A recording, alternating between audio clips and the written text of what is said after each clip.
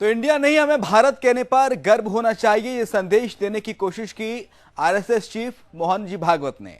इसरो ने अपने पहले सूर्य मिशन आदित्य L1 को लॉन्च कर दिया है और मिशन को 2 सितंबर यानी कि आज सुबह 11:50 पर श्रीहरिकोटा के सतीश धवन अंतरिक्ष केंद्र से लॉन्च किया गया।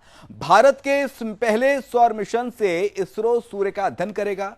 साथ ही आरएसएस चीफ मोहन भागवत जी ने देशवासियों से इंडिया की जगह भारत का नाम इस्तेमाल करने की अपील की है। इस लेकर हमारे संवाददाता प्रेम कश्यप ने विश्व हिंदू परिषद महासचिव सुरेंद्र जैन से खास बातचीत की। सुनिए।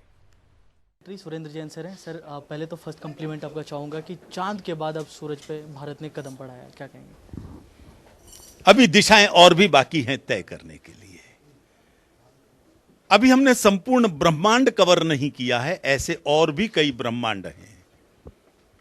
हिंदू पहले वहां तक सब जगह पहुंचा था, उन सब का वर्णन हमारे उपनिषदों के अंदर है, वेदों के अंदर है। अब हम फिर पहुंचेंगे और पूरी दुनिया को इन सब के सत्य क्या है, जानकारियां क्या है, वो हम सामने लाकर दिखाएंगे। संघ प्रमुख मोहन भागवत जी का बहुत बड़ा बयान सामने आया है, इंडिया के का प्रयोग करने से बचें और भारत कहें, तो इस पर क्या सोचते हैं? किसी भी राष्ट्र की अपनी एक पहचान होती है। हमारी पहचान बहुत पुरानी है, हमारा इतिहास लाखों साल पुराना है। इंडिया शब्द से यह लगता है कि इस राष्ट्र को पहचान अंग्रेजों ने दी है। यह वास्तविकता नहीं है कि अंग्रेजों से पहले हम नहीं थे। यदि अंग्रेजों से पहले हम थे, उससे पहले का इतिहास है, तो वो इतिहास इंडिया से नहीं सामने आ सकता। चाहे ऋषभ देव पुत्र सम्राट भरत के नाम पर हो, चाहे शकुंतला पुत्र भरत के नाम पर हो, ये सब इतिहास लाखों वर्षों पुराने हैं। तो इसलिए भारत शब्द का प्रयोग करते ही ये गौरवशाली इतिहास हमारे सामने आता है।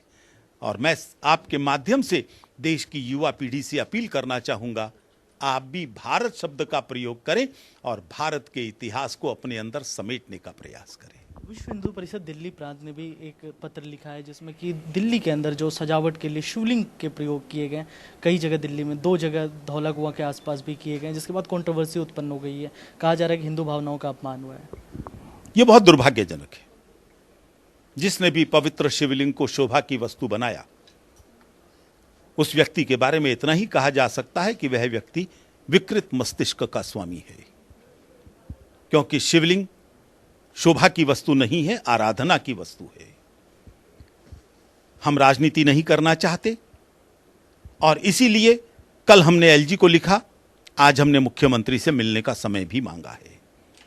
लेकिन जनता क्या चाहती है, समाज क्या चाहता है, यह उन सब के सामने स्पष्ट हो गया है। अब विवाद नहीं बढ़ने चाहिए। G20 के मेहमान हमारे दरवाजे पर दस्तक दे रहे हैं, उनके आने की, उनके स्वागत की तैयारियां हो रही हैं। सब विवाद समाप्त होने चाहिए और पवित्र शिवलिंग तुरंत सम्मान सहित वहां से हटने चाहिए। लेकिन अपार्ट फ्रॉम दिस सर, कि जिस तरीके से एलजी का भी सपोर्टिव स्टेटमेंट इसके लिए आया है, क्या ये उनका अज्ञान है। मुझे लगता है उनको अध्ययन करना चाहिए भारतीय दर्शन का। और शिवलिंग कभी भी, शब्द तो सीख लिया कि जाकी रही भावना जैसी, लेकिन उसके पीछे का मर्म नहीं जाना। और अभी जो कुछ हुआ है पिछले दिनों, उनको उससे सबक लेना चाहिए और ऐसे बयानों से बचना चाहिए। बहुत धन्यवाद सर बात करने के लिए। वीडियो जर्नलिस्ट चंदन के साथ मैं प्रेम, सुदर्शन न्यूज़, दिल्ली।